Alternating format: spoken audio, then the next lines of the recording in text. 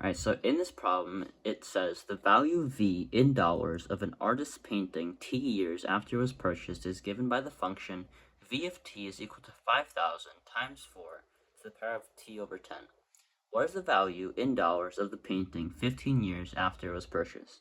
Pause the video to solve it yourself and continue watching to see how I would solve this problem.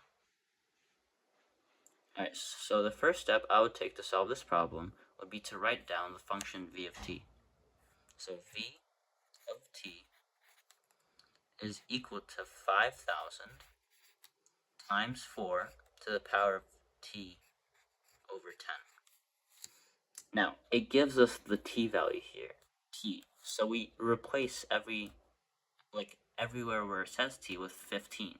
So V of 15 is equal to 5,000 times 4 to the power of 15 over 10. Now, 15 over 10 is simply 3 over 2. So what this really is 4 to the power of 3, and we take the square root of that. And this is equal to the square root of 64, which is 8.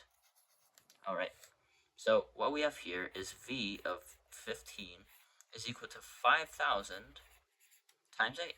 And we all know that it is 40,000, and that's the answer, D.